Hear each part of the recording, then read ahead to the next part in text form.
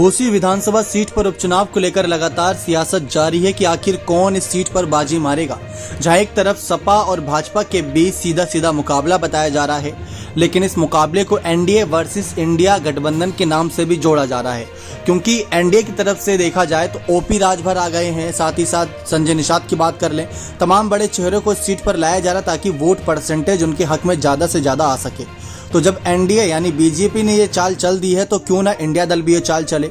लेकिन सवाल ये आता है कि इस समय इंडिया दल में अखिलेश का साथ देने के लिए सिर्फ कांग्रेस पार्टी मौजूद है, रालोद भी है, चंद्रशेखर आजाद भी हैं, लेकिन उनकी कितनी भूमिका रहेगी वो तो इस बात पर निर्भर करता है वोट परसेंटेज किसका किसके पास है। तो ऐसे में अगर बात करें पिछले 3 चुनावी नतीजों की, 2017 में जब चुनाव हुआ तो 88,000 वोट मिले थे बीजेपी के फग्गू चौहान को और वो विजयी बने थे सीट पर 7,000 मेजोरिटी के साथ, और बीएसपी के नेता को 81,000 वोट मिले थे और बीएसपी इस बार अपना प्रत्याशी नहीं उतार रही। तो ये वोट परसेंटेज किसके पास जाएगा, सपा के पास या भाजपा के पास, ये भी चर्चा करते हैं। तो दूसरी तरफ बसपा की बात कर ले, बसपा को 2019 जब बाई इलेक्शन इस सीट पर दोबारा हुआ था तो 50,000 वोट मिले थे और सपा का कैंडिडेट नहीं था, इंडिपेंडेंट सुधाकर सिंह लड़े थे सीट पर, और बीजेपी के विजय राजभर को 68,000 वोट मिले थे, दोबारा बीजेपी सीट पर जीत गई थी।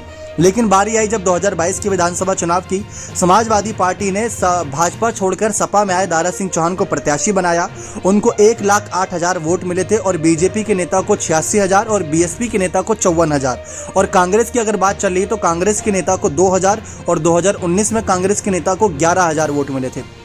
अब सवाल यही है कि अगर कांग्रेस समर्थन कर भी देती, यानी राहुल गांधी की तरफ से अगर समर्थन मिल भी जाता है, राहुल प्रियंका खड़गे अखिलेश को समर्थन करते भी हैं, तो एक विधानसभा सीट पर उपचुनाव है और देखा जाए तो ये वैसे 4 साल तक के लिए रहेगा, क्योंकि अभी 2023 चल रहा है और 2027 में अगला चुनाव होना है। तो ऐसे में सवाल काफ़ी ज़्यादा रहेगा। बीच में अगर बाई इलेक्शन में बताई तो बात अलग है, लेकिन अगर कांग्रेस का साथ मिल भी जाता है सपा को तो शायद इतनी बड़ी जीत नहीं बोल पाएंगे, क्योंकि चुनौती है यहाँ पर अखिलेश के लिए। साफ तौर पर देखा जा रहा है कि चुनौती बहुत बड़ी है, क्योंकि 2022 में विजय राजभर को उतारा गया था, यानी राजभर समाज से उतारा गया था एक प्रत्याशी, और इस बार ओपी राजभर खुद प्रचार कर रहे हैं। तो इस पर कितना असर पड़ेगा ये आप खुद सोच सकते हैं। और जिन दारा सिंह चौहान को 1 लाख ज़्यादा वोट मिल गए थे, वो दारा सिंह चौहान इस समय बीजेपी के पास हैं। तो अखिलेश की हार जीत इसी बात से निर्भर होती है कि अगर कांग्रेस का साथ मिल भी जाए तो शायद यहाँ पर इतनी बात ना बन पाए, लेकिन अखिलेश अगर पूरा दमखम लगा देंगे तो हमने देखा है कि अखिलेश अपना लोहा मनवा सकते हैं।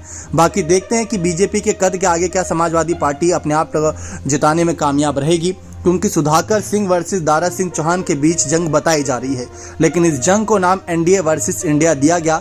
ओपी राजभर ने भी यही कहा कि हमारे पास अच्छा मौका ये साबित करने का कि एनडीए में कितनी ताकत आई है ओपी राजभर के साथ जाने का। तो ओपी राजभर ने भी यही कहा कि आप मान लीजिए कि दारा सिंह चौहान इस सीट पर नहीं बल्कि खुद ओपी राजभर चुनाव लड़ रहे हैं। तो ये दाव चल दिया गया है बीजेपी के द्वारा। बाकी देखते हैं कि कांग्रेस का साथ मिलने के बावजूद भी क्या अखिलेश जीत पाएंगे नहीं। और सबसे बड़ा सवाल तो बसपा का है कि बसपा ने अपना प्रत्याशी क्यों नहीं उतारा इतना अच्छा वोट परसेंटेज होने के बावजूद भी। ये सवाल बहुत बड़ा है कि अब बीजेपी के साथ कहीं ना कहीं अंदर ही अंदर कोई खिचड़ी पक रही है। तो ये देखना दिलचस्प रहेगा। बने रहें चैनल के साथ। बहुत बहुत धन्यवाद।